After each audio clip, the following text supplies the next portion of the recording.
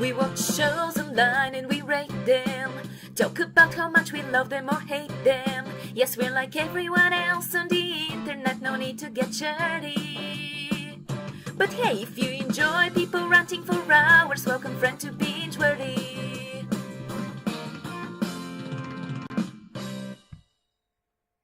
Athos. So, I've lost my job, my children are dying in the street. I'm probably going to get hung. Fuck off and deal with it. I don't care about the slaves. Who cares if you're gonna die? I have a tragic backstory. While you're having a tragic backstory. Flashback! But we're talking serious stuff over here. Flashback! But people are dying! Flashback! There are slaves, Athos! Sex scene! Oh Jesus Christ, you should probably stop drinking so much. You're going to get a liver disorder. I'm broody and attractive. On with the video. Enough of this bullshit, because we're never gonna get anywhere with this, but that was great. Good representation of what you've got to deal with Athos in this episode. And I've had half a bottle of Musketeers. For you, that's basically heavy drinking. We've already gathered that from both the non-spoiler video, if you watch that, and this, that Athos is not exactly the nicest guy in this episode. No. And we'll get to why in a minute, but let's have a quick summary of what's going on. Alright, so we start off with this very piratical looking flamboyant guy coming off a ship. Some people are following him. We never find out why, because they're like slapping He's a bit of a their criminal hand. and a bit of a swindler, I guess. He kind of looks like a pirate. So he's probably pissed off a lot of people. So I don't These think people it never show matters. up again though, so I was kind of confused. He's a trader who was sent to trade with Spain, and he's lost a lot of money, and the king's expecting him to bring back presents. He's an explorer. The king's not hugely pleased with him. He might get executed, he might not. He's not hugely keen to go. He's flirting with this barmaid, and something that kind of irritated me in the episode.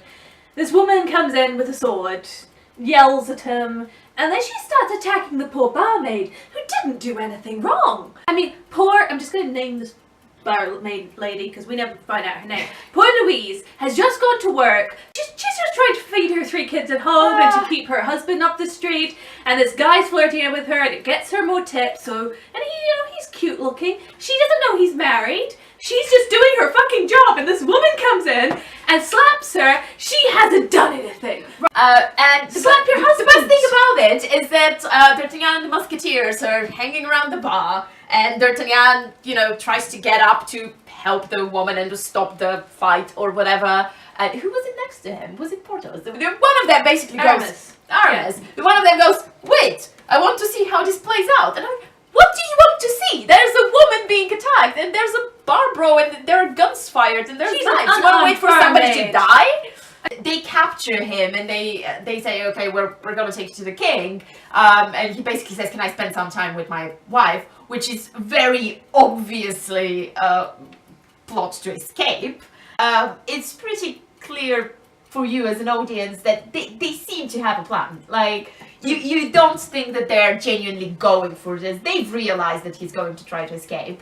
And sure enough, he tries to escape. His wife helps him escape. They're clearly in love.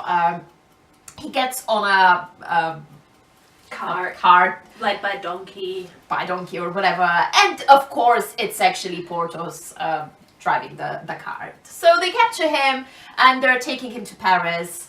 They take the long way around. Porthos and the adventurer are talking, and he shares some of his experiences with Porthos, who's quite interesting. Yeah, they kind of have a minor bonding moment there, because Porthos is the one driving the cart, and the guy's sitting right next to him, and the other ones are riding somewhere in the back. So they have a little bit of a chat, they have a little bit of a drink together, which I personally thought it's quite dangerous to be accepting a drink from...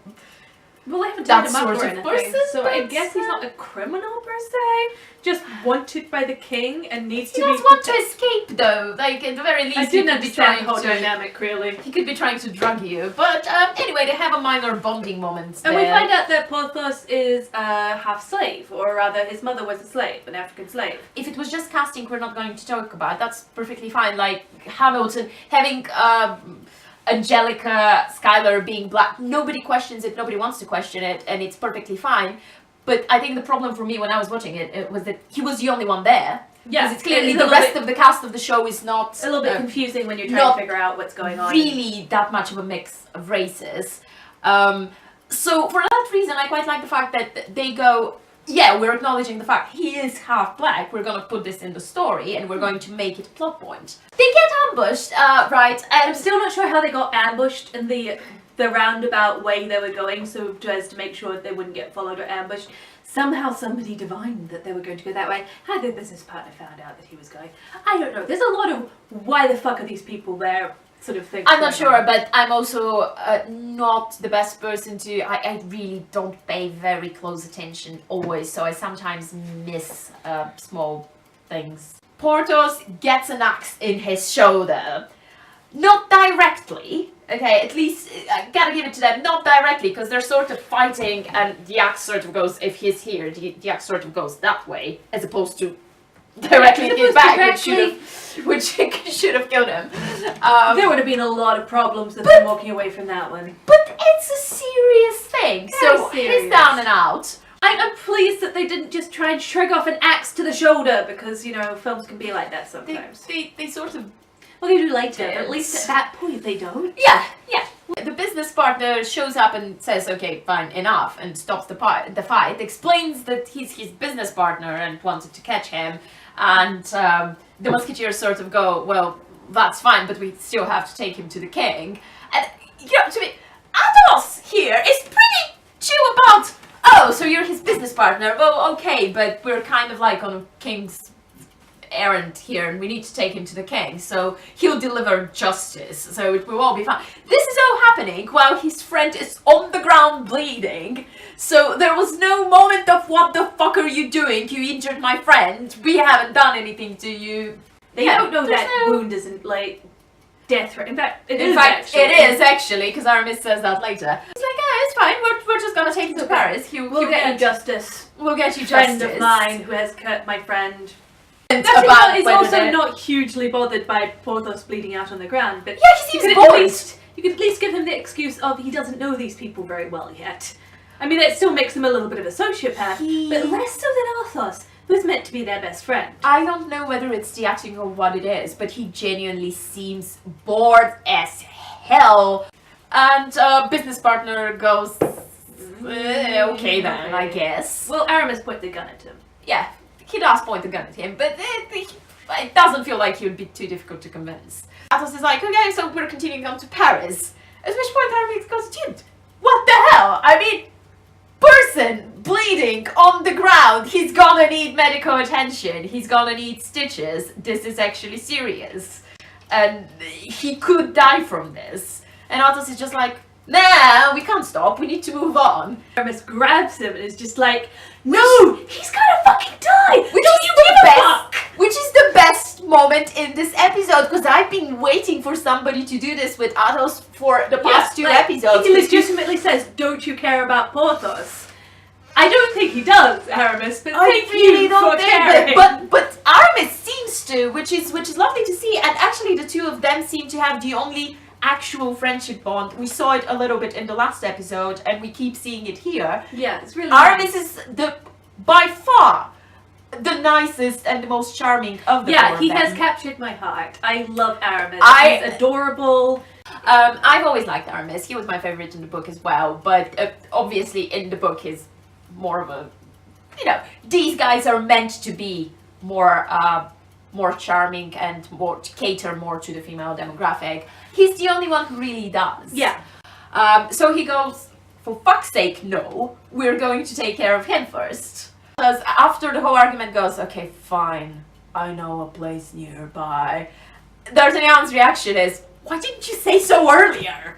Yeah. So at least we get that. So we go to Athos's ancestral home, which is really dramatic, and this starts a trend of Athos spending all of this episode opening doors dramatically. He literally every 5 seconds goes, yes, and walks through. So Aramis is apparently meant to be our closest thing to a doctor that we have, because he seems to be the only one who's used to doing this and know what he's doing. So he's about to stitch him up. So number one issue I've got with this, either Porthos is some sort of alien who has like 5 drops of blood in his body, because there's no blood anywhere, and they show the supposed wound itself, and it's just that. And the shirt has got like a little patch of blood, like you might get. It's not very impressive. Somebody got a It's not sponge of something, bread and just yeah. went with that. Basically, it's not what you would actually get if somebody hooked you with an axe and went like that. It should have been a tear, at least. Well, he was wearing armor, but still, like, this should be bleeding, especially if it's something that you are worried about and need to stitch up. You know, they're about to stitch him up. They give him some alcohol, after which, Athos basically decides to just knock him out and literally walks up to him and punches him in the jaw and knocks him unconscious. It's a bit weird considering they Which- just gave him alcohol to numb the pain. So why bother doing that if you're just going to punch him? I know it happens all the time in movies. Yeah, it's But very... just somebody gets hit over the head and that's it. They're out for a But they're convenient. They're fine. There's no brain completely damage or fine. anything. But they're out for a convenient amount of time, as long as we need them to be out for plot reasons. If this was how it worked, anesthetic could have never been invented. Anything that knocks you unconscious is actually dangerous. If you're unconscious for more than a minute, it's a coma, people. Honestly think that people would have suffered through hours of excruciating, torturous surgery if all you had to do to make sure it was painless and easy was to bop them over the head. Just give them a bit of leather to bite down on, a good drink of alcohol. You don't even need to have the scene there. We're not looking for torture porn here, but no. this is not even that big of a deal. It's a large wound, it needs to be stitched up, but it's not... Yeah. A nice little bit I thought was when the adventurer's like, I don't do well with blood, and tries to move out of the room, and D'Artagnan is just in the doorway just going... Who seems amused and mildly frustrated with his constant attempts to escape. They patch him up, and that's that as far as that shoulder wound is concerned. They completely forget him. Not completely, I mean, It pops it's up again there, briefly. it's there until the end of the episode, but considering this was something that was Going to kill him and meant to be life-threatening, he sure recovers from it fairly well. I mean, Athos wanders off to have a dramatic A walk down memory lane, door essentially. opening scene. Door opening scene. So Having Athos little is flashbacks wondering of about- him and Milady, his wife. get a cutesy scene with her with like very cheesy flowers in her hair and them She's being pressed all a flower lovey-dovey. which he has in his locket. And... If what you're going for is this man has been so damaged by what he's had to do, killing his wife and what's happened to him and he lost his bride, if you're going for this is what made him what he is today, and you're using flashbacks as a tool, then you need to make sure that we see Hello Kitty, that we see the difference in the flashbacks. So if he never smiles in present day, and if he's all broody, and if he's unpleasant, if he seems to not give a damn and he's always drunk, then when you show me a flashback, he needs to be so different that I feel really bad for this person because he went from a happy, charming, smiley young man, happy in love with his wife, to this sort of Grumpy shell of his misanthrope. former self. He basically acts the same way. They have a quote-unquote love scene, but he's still not smiling. He still seems not grumpy in the script necessarily, but there's nothing that comes across as this is a change. He looks the same way he does. So at this point you're thinking, this guy's just unpleasant. He seems to care nothing about his friend or the other important stuff or anyone and anything else. He's completely focused on himself and his dramatic backstory, and the problem is he's done this for 2 episodes already. This is not something new that we're learning about the character. He was brooding about Milady and killing her in the first episode when he was depressedly staring at the wall while he was in prison about to be executed. He didn't seem to care about that either. That's what he's been doing the whole time. So to continue with the slight bonding between our adventurer and Porthos, they have a few more conversations in the house. And they seem to be almost friendly.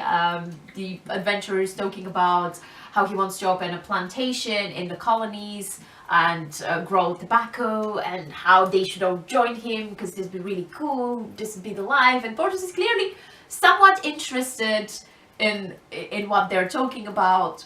His wife turns up saying that she's been shot by these two men in black who've been following them, so D'Artagnan goes forward to help her. She pulls out a gun, accuses him of patronizing her. It's such a clear... Which is a weird accusation, considering all he said was, do you need help? Anyway, she pulls a gun, she threatens them all. The adventurer jumps up on the horse behind her and they gallop off. The Musketeers decide to follow. Porthos is told to stay behind. Aramis was like, oh my god, dude, you've got a shoulder wound. Athos and I was like, you're no use to us, stay behind. So it's just like, Athos, nicer way to frame that, perhaps. Ironically enough, Maria and her adventuring husband do run into the two black men in black, who she said shot her, and they do shoot her. Yeah, and she's dead now. Yeah, she dies. So much for that character. He rides off trying to escape. Our boys eventually catch up to him, and Aramis shoots one of the Spaniards. He seems to be the only competent person in this group. I know. He does everything. He's the doctor, he's the linesman. I love Aramis. In the meantime, Porthos has found the document case, which the guy's been carrying with him, which he's left behind. Takes a look at the documents inside. So when they get back to the mansion, he punches the adventurer. He has to be dragged back. He has to be dragged back. He rips his stitches and all that. It's all very dramatic. Yeah. And at this point, you're wondering what the hell is going on. And it turns out that he's found plans for slave ships. That this adventurer has been trading in slaves. Athos doesn't give a fuck. Athos doesn't seem to give a fuck. Athos not only gives no fucks whatsoever. He's just like, we have to take him to the king, and Porthos is like, he's an asshole. And Athos is like, yeah. I don't care. I'm gonna go drink wine and think about my wife some more. Fuck you and your life-changing problems. Fuck all the slaves too. I don't care. It's actually legitimately dramatic at that point, yeah, and like, that's the plot that we liked. Yeah, it's a good plot. And intertwined with all of this is Athos walking around his house, opening doors and thinking about his personal drama, and it just feels very jarring. It feels so really douchebaggy. There is no moment in which you see him even for a second going, oh, I care. Yeah, no, you don't get any point where he seems to care. And it's not, you know, sometimes it's like, this person is pretending to not care, but you know that they're pretending and you can see them actually caring. No! He just doesn't care. He just doesn't care. That's what we are seeing as we watch. He's such a dick. We have a really interesting moment where Porthos and the adventurer talk while the adventurer digs his wife's grave, where there's actually a really interesting dialogue with the adventurer pointing out that this is just how the way the world works, and Porthos points out that that's not how it should work. It does actually give a dialogue between the two voices as opposed to trying to just do a very dramatic black and white. There's no arguing with a straw man, which I quite like, because this isn't a point. This is a point which it should be clear that you don't have to make the person doing it. Yeah, like we know slavery is wrong. A mustache twirling villain in order to make the point that slavery is wrong. Slavery is wrong even when it's being done by people who have sometimes been charming or sometimes been done decent things.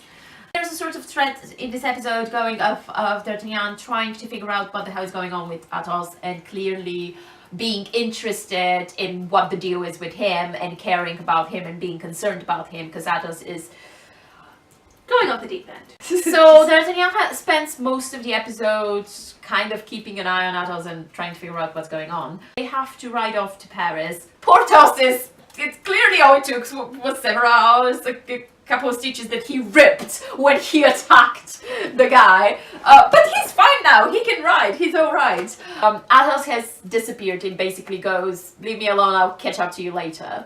He goes to town, goes to the place that the executioner in question, or whoever that was, he's not an actual executioner, but whoever it was that he hired to hang Milady, he goes to his place, finds him dead. So clearly something's up here. Goes back to his house, gets himself pissed drunk again. Really drunk. Really drunk. Super like drunk. Dead drunk. Then he goes to throw a glass at his own portrait for some bizarre reason. Why'd you do that? What the fuck, dude? I am tortured and I hate myself. Yeah, I know, but you know, it's your portrait. Tortured! You're not Dorian Gray, it's not actually... Tortured! It's not gonna hurt you. Tortured. Yeah, I know. I hate myself. Well, yeah, you also seem to hate everyone else.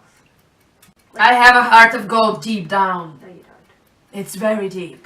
And then he goes back into his room and finds out that things are on fire.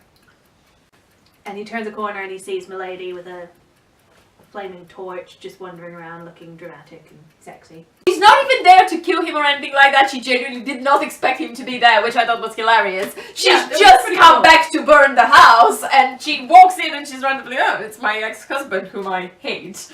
Oh yeah. Shit. Bonus! Bonus death! Bonus death! She was kind of like trying to erase her past, so she's burning his Yeah. house, she killed the guy who executed her.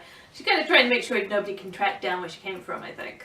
Maybe, That's what I or get. just therapeutically burning Yeah, down it seems the like house random. and- 5 years later, I'm going to take a short holiday and just burn someone's house down. Well, you know. We all have to do those things sometimes, right, guys? Exactly, it's cathartic. Absolutely. I burn houses all the time. too. Absolutely. So, She's kind of like, okay, well, might as well kill since you you're too. here, might as well kill you. And he's drunk as hell, so can't really do anything about it. He's drunk and like she punches him with a torch, which I thought was hilarious. It was She weird. hits him with a torch. Like a flaming torch. She hits him with it. You killed my brother, and she's like, you should have understood why I killed him for our love. And he's like, no, but you No, were a but you're a criminal. criminal, and she's she like, goes, fuck you. No, he deserved to die. I'm gonna kill you too now. And he's like, kill me then. And she like hugs his head to her chest for a moment. Yeah, They're clearly not. I don't mind. They're this tortured love couple of people who want to hate each other but can't quite manage to. And she finds the locket and sees it's the dried flower she gave him and is quite Yeah, she affected looks by at his it. locket and it's like, oh, god damn it, you kept my dried flower, even though you ordered me to be hanged, but you hung. kept my dried flower, so I guess you love me, so I guess I don't really want to kill you. D'Artagnan dramatically arrives in front of the flaming house screaming, Athos! You know, Seriously, there's more can't between he? them than anybody else, I swear. and at which point I think she buggers off, leaves Athos inside. I'm pretty sure, knowing that D'Artagnan's gotta go in and save him. Yeah, So D'Artagnan goes in, drags him out. And outside, Athos is like, my wife. And D'Artagnan's like, she's dead. He's like, no, she's not dead. Shit. And they just, Yeah. and he's like, don't tell the others about anything because of course you're closer to me than my friends are. That I've known for years. It's the two Musketeers, Aramis and Porthos, who have a bond and have a relationship.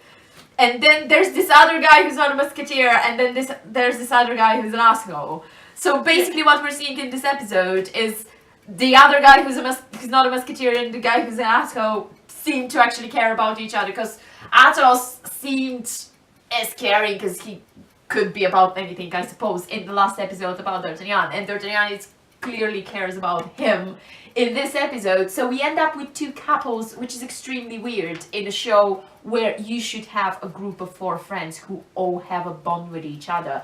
But it's very, very clearly, for me at least watching, it's very clearly Porthos and Aramis on one side and Athos and D'Artagnan as a separate couple, which I hate. Yeah, not a huge Personally. fan of that. That's not cool. The adventurer goes to the cardinal, who's kind of threateningly dangerous, and is like, why are you trading in slaves when Spain doesn't like us to do that, and we've got a treaty with them not to do that, and what are you doing? And he's like, it's going to make us rich. And the cardinal's like, ooh, rich. I kind of like the fact that he's very understated and they haven't used him as a main villain so far. I kind of like that. That's probably the most subtle thing that the show is doing, because I can imagine that he is going to be our major villain, but so far he hasn't really done anything. He's sort of barely there, very much in the shadows, and it's kind of almost reasonable. So yeah, the adventurer comes out and is kind of like, "Can I go free? He's gonna invest in my tobacco plantation." Woo! Yeah, so he's they're really work honest together about now. it. Yeah, he's really honest about it. Porthos is like, "You're still gonna use slaves, aren't you?" And he's like, "Well, yeah." I would have really liked for that episode to actually end there. I thought that was a better ending than what we got, because I know it's not exactly a happy end, and we have a complete bastard going free to do despicable things. But I thought that would have worked better as an ending, and sometimes you should have endings that aren't quite happy, and they could have used him. I thought that he was a character that they could use later, could show back up, and that plot could almost continue in a sense. You could bring the theme of you could bring the theme of slavery back. I really wanted him to get away with it at that point, because it was dramatic. It would have struck home. You would feel bad for the characters. He's not the cardinal, he's not a major, you don't get the same satisfaction of a victory over him, because he's just a bastard coward, and he serves more purpose when he does things than when you defeat him. Instead, he goes to a pub and a bunch of people attack him, and the Musketeers fight them off and offer to show him to his ship. And it's very clear that they're trapping him. They put him on a ship, which is a Spanish ship. He gets captured by the Spanish who've been chasing him this whole episode for slightly unclear reasons. And the Musketeers have a drink and are just like, "Wow, we solved it without having to involve ourselves because the Spanish kidnapped him." Whoop, whoop. Even though we basically involved an entire tavern of people. Yeah, and basically committed treason, but nobody's gonna find out. Except the entire tavern of people. Yeah, because they go, "Oh, as far as the cardinal knows, he was just kidnapped by the Spanish." And I'm like, at this point, half the town knows that you did this. Ultimately, it had one side of plot that was really cool and really interesting, and one side of the plot that basically made Athos a selfish dick to his friends and to slaves. Just, he didn't give a fuck about anything and anybody except himself. I felt bad for him in the book. He's the most heroic of them. He starts in canon. He starts the book injured and sort of powering through it and gritting his teeth and having a fight and basically passing out in the captain's office because he wouldn't say, "I'm dying here, I need a surgeon." He's just that noble, stoic character. And in this, he's basically a whiny bitch who doesn't give a fuck about anyone, and that's he's a whiny rich boy. It's kind of weird. That's all we've got about this episode, and we can't wait to see what shenanigans they get up to in the next one. I'm very excited. I realize there's probably nobody watching. I mean, I have to act like there is, because what if there is? What if someone's there? Yeah. Feeling like we don't. What if aliens find these videos years from now and they sort of build their impressions of Earth and its inhabitants based on our video rants about this is the a bad idea, aliens. We're not. Don't base your ideas of humanity on us. We are not a good representation. That's the cat, by the way. If you're wondering what the occasional squeaking door is, that's our cat Bobs, who really likes sitting on that chair, so we have to kick her out every time, and she's really upset about it. I think she wants to participate. Bye! Bye!